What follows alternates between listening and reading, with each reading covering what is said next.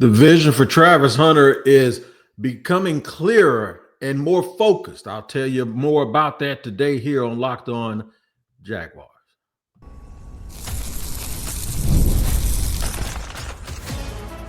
You are Locked On Jaguars, your daily Jacksonville Jaguars podcast. Part of the Locked On Podcast Network, your team every day.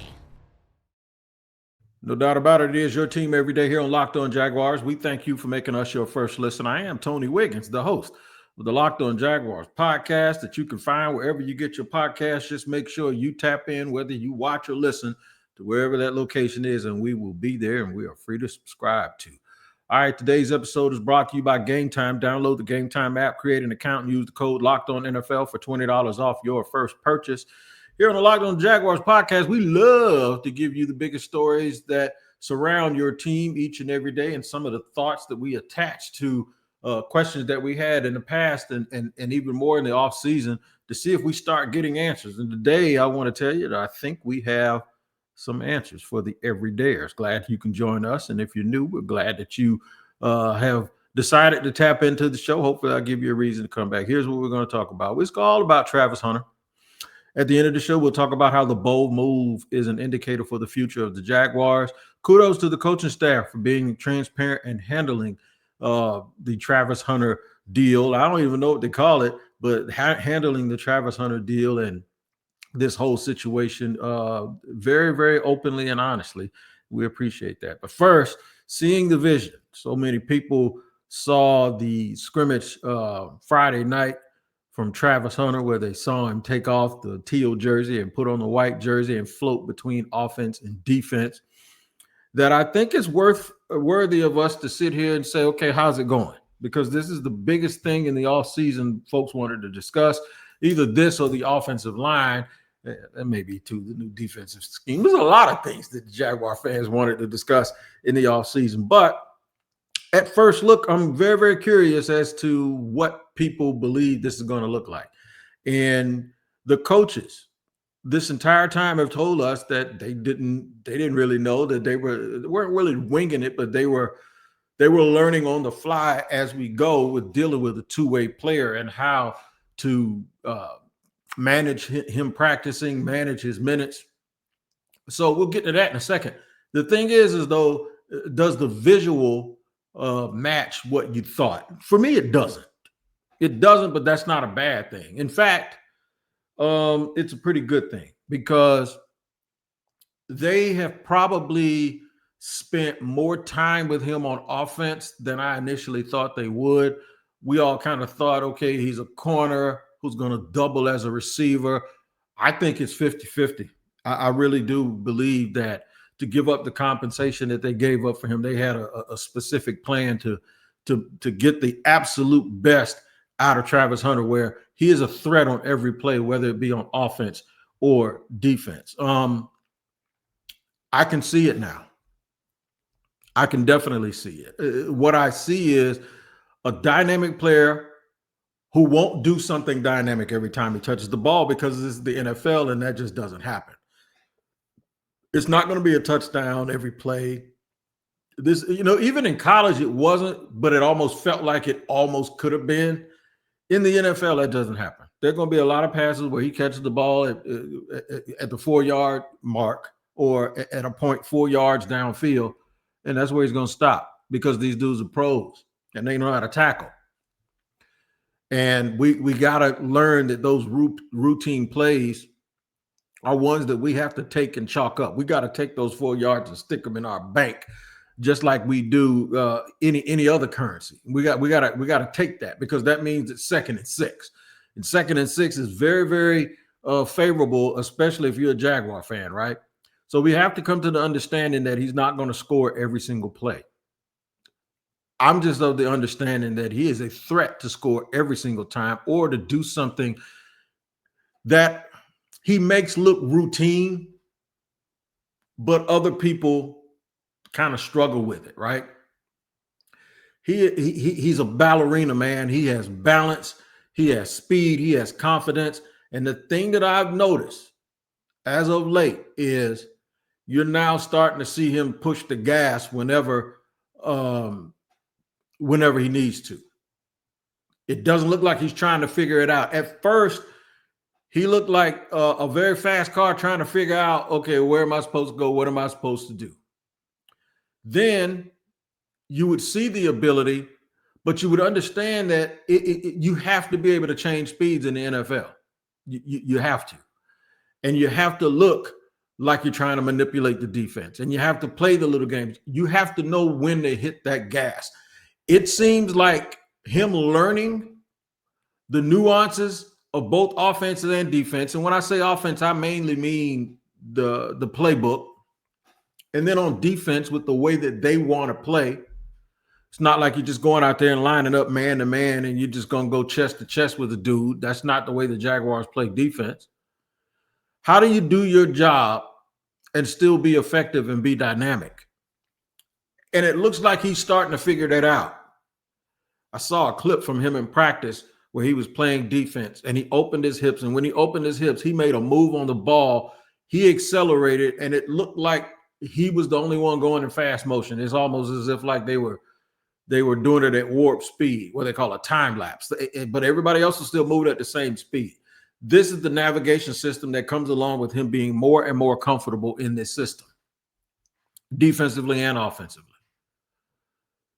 He is just going to catch anything that gets in his vicinity on offense, and he is going to instinctively play like a wide receiver when he's playing corner on defense. He's going to be where he's supposed to be, but once that ball in the air, Travis Hunter is going to go get it. So while it looks different than I imagined, because I didn't have anything to even compare this to with someone playing this much at this level, I'm happy with what I see, man. I'm happy with his progress, his results. And there's something to be said about his confidence level. And I think that's super, super, super important. You would think with all the hype and all of this stuff that this kid would, he's always going to be confident, but at some point, would it all get to him? And look, nope, it doesn't. He's a different dude, man. And I understand now why the Jaguars went out and did it. Even when I didn't understand it, I was glad that they did it. And by when I say did it, I mean going up and getting Travis Hunter. But his confidence, man, this stuff is not like something, he's not making an adjustment like other rookies. Even Brian Thomas Jr. last year at this time, you could tell that he was trying to get his feet wet, but you saw the potential for all of that athleticism and all of that. And then I think in game one or two, the first one he really caught a pass down the sideline. I was like, okay, he's ready now. Travis mentally seems like he has been ready from day one. And when I say ready, I mean just ready. Jalen Ramsey was like that too. I'm going to tell you, but it was different because Jalen was playing one side of the ball. But the confidence, it did not seem like there was a big adjustment physically or mentally. And I feel that same way with Travis Hunter. I think Travis Hunter is still moving faster than everybody else. I really do. I want to talk more about how they're breaking him into this here in Jacksonville and how they're using him and how he has made this so easy for the coaching staff and the brass to negotiate how they're going to use him and effectively make him a very, very good player on both sides of the ball. And there's even some talk that he might win offensive and defensive rookie of the year, at least amongst my friends on the network here on Locked On. So we'll touch on that. We'll get on all of that stuff and tell you, I'm going to give kudos to the coaching staff for what they have done and how they've done it. Even though we haven't seen a game yet, I think up to this point, they have handled and managed this better than anyone could have ever imagined. We'll talk about that more here on Locked On Jaguars.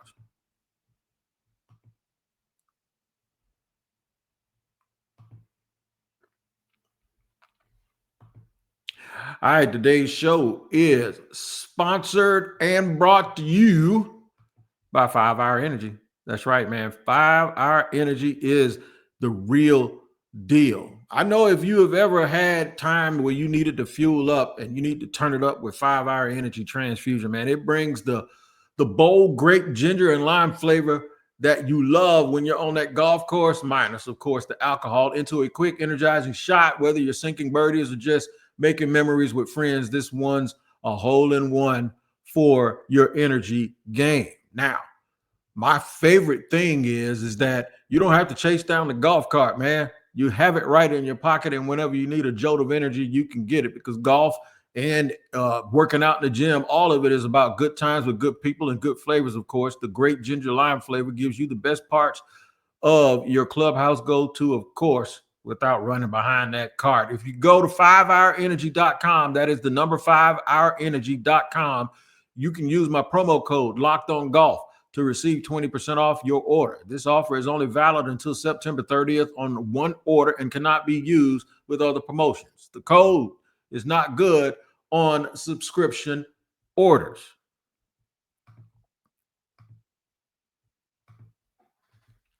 Moving and grooving here on Locked On Jaguars, where it is your team every day. I'm Tony Wiggins, the host of the Locked On Jaguars podcast here on the Locked On Podcast Network, talking about the Jacksonville Jaguars and Travis Hunter. They had the scrimmage Friday. Most folks, the assessment that I got from all the people that had boots on the ground, I obviously was not medical cleared yet. I got medical cleared today, so I'll be back at practice tomorrow, but I couldn't go to the game. But I did notice that most people thought that this was the best that Trevor Lawrence has looked.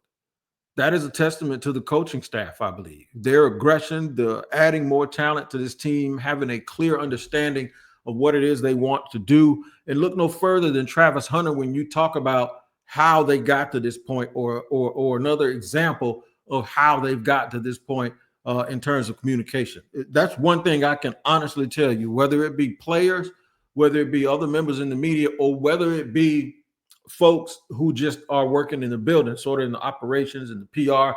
Everyone talks about communication and messaging, and everything is super, super clear.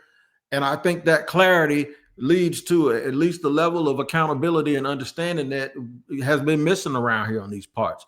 And one of the things that had to improve was how they were going to talk about how they were going to use Travis Hunter, because they embarked on something here when they drafted Travis and traded a first-round pick for next year, which would have never happened under the old regimes. I don't think the last two regimes would have done that.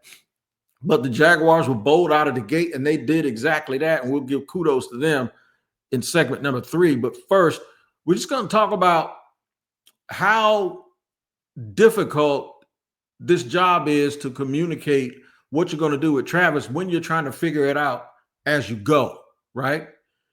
I can only imagine what this would have been like with the type of communication or the differences in communication going backwards.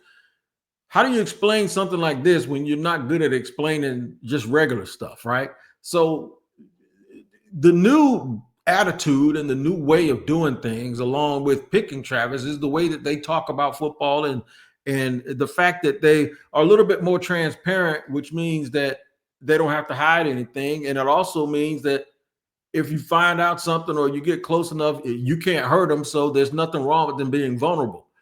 This entire process with these coaches, whether it be Travis having on an offensive jersey, but then working in practice with Ron Miles, the secondary coach, and Anthony Campanile, the defensive coordinator, just him by himself with those two people specifically, but doing it with a teal jersey on and doing it in plain sight of fans, media, and everyone else. They're not doing anything behind closed doors. They're doing it right wide open, because this tells you that they're not afraid of failure. Because trust me, we all know that if things don't go right, and even if they go really, really well, but there's one mistake here or one mistake there, there's going to be somebody that's going to pop out, open their mouth, and just automatically just start assuming or saying that things went that way because he's splitting time. And then they're going to show little clips from him working on something in the preseason, the very things that I'm talking about right now. They're going to show little clips of him and say, well, I guess that didn't go over too well, because everybody's always wanting to be the first ones to point out something that was wrong, or they want to be the gotcha guy. And that's going to happen regardless. But for me, it just shows the confidence that they have in Travis Hunter. It also shows that there is no such thing as too much work for him, because, in fact, if there's ever been a person that looks like they enjoy their job more than anybody I've ever seen, it's Travis Hunter enjoying practice. He always looks like he has more energy to burn. There ain't nothing he won't do. I mean, you run all day. I'm tired standing there watching. And at the end of practice, he's still there dancing, looking like he could go again and do a double session. He's really a throwback when it comes to that, man. I know some of the older players that did two-a-days back in the day, and I was there and I was burning up, man. I used to have to change clothes. I couldn't come back to practice with the same clothes I had on that morning because they were soaking wet. Those players talk about that like it was a rite of passage, bro. And I know they're looking at this young man like saying, he could have played with us. He could have played with us. A lot of these coaches were around then. Some of them were trying to be players back then. And this is all new. It's different. But they have, James Gladstone in particular has experience dealing with special people. Aaron Donald. That's the best example I can give you. Aaron Donald was a special individual with his work ethic. As a fact, Aaron Donald worked out recently with Jared Verse, and Jared Verse basically thought he died. He's like, he said something like to the fact that, oh my God, what is going on here? Like, this man is crazy. Yeah. Special people that have special gifts. They do special things, man, and it takes special work to make them function. And Travis Hunter is one of those guys, but I got to give them credit.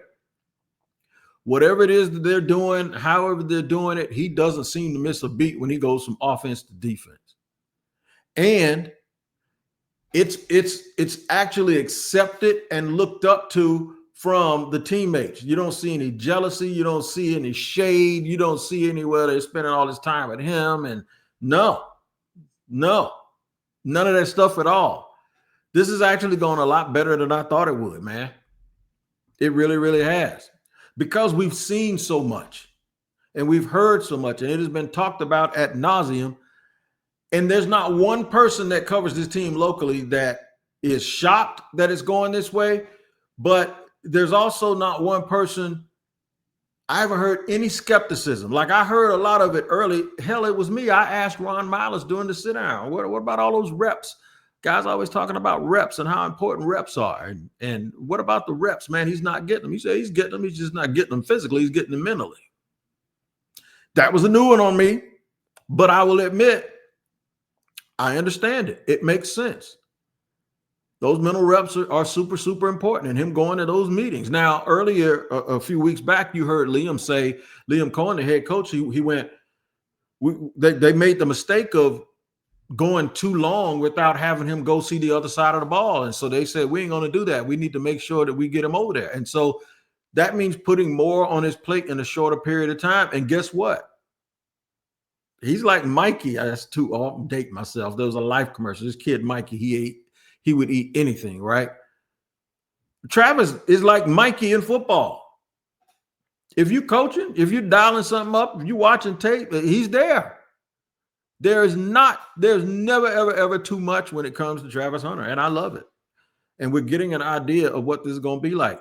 Somebody asked me the other day on my network, could he win offensive and defensive rookie of the year? I said, you damn right he can. I always say that, by the way, about the Jaguars. This bold move is just an indicator of the future for the Jaguars, why I think it'll be all gas, no brakes, and they will always look for solutions and not try to solve problems.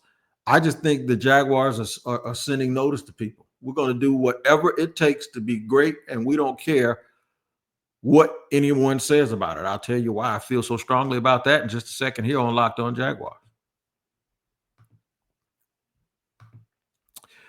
Today's show sponsored and brought to you by Game Time. Man, look, have you ever decided at the last minute to head to a ball game with friends or family? Maybe it's game day and you suddenly realize you want to be in the stands. That's exactly where Game Time comes in. It's the easiest way to grab last minute tickets without the stress. Game Time makes buying tickets fast and simple. Prices on the app actually drop the closer you get to first pitch, and they've got incredible last-minute deals, clear seat views, and the lowest price guarantee that takes the worry out of buying tickets. Take the guesswork out of buying tickets with Game Time and download the Game Time app. Create an account and use the code LOCKEDONNFL for $20 off your first purchase. Terms apply. Again, create an account and redeem code. I'm going to spell that. LOCKEDON NFL for $20 off. Download the Game Time app today. Last minute tickets, lowest price guaranteed. Sticking and moving here on Locked On Jaguars, where it's your team every day. We thank you for making us your first listen. I am Tony Wiggins, talking about Travis Hunter, man, and how it felt good to see him out there in a scrimmage and signing autographs for fans and doing what he does, playing offense and playing defense for the Jacksonville Jaguars. There had to be people when they made this move in the offseason. Tony Baselli, of course, Liam Cohen, and James Gladstone, who I'm going to consider the biggest culprit of all when it comes to this. And he had a vision. He had a vision, and he got the Jaguars the most dynamic player in the draft, maybe the most dynamic player we've seen in the last couple of drafts, and then even the one that we project is coming next year. They don't have a first-round pick. And now it's manifesting itself. And I get it. I absolutely see it. And it's executed. It has been executed so far flawlessly to implement this plan to bring Travis Hunter up to speed and get him going on both offense and defense, and to use him in the most effective manner, not only for himself, but for the team. And I think it's been wonderful. I think it has absolutely been wonderful. And if this is any indication of what it's going to be moving forward, then I'm saying you can pretty much deal me a hand in, because I'm buying it. I'm buying the aggressive approach, but it's with measured, a smart, intentional aggression, where every single player that they get, they're going to bring those guys in here and have a specific plan for them in order to put their little recipe into this big pot of gumbo that they're cooking up. And it really is. And a lot of people wonder why I make such a big deal out of communication, because I think it's important. I think it can speed up the process that you're going through, because it takes away confusion and understanding of what they want these guys to do, as opposed to in the past.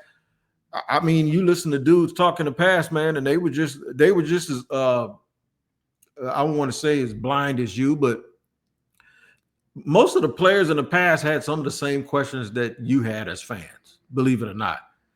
And that can't be the case. They have to be confident. They have to have answers. They have to have an understanding of what it is they're trying to accomplish, and be able to articulate that. And they have so far.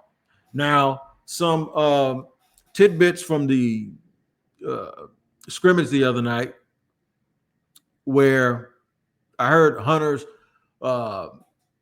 Travis Hunter played well. Jordan Lewis played well in the game and gave some people some understanding of exactly what he's going to be. Jack Kaiser, another rookie that was picked by this regime, got a pick in practice over the weekend. So they're using all of these running backs. They're using all four running backs.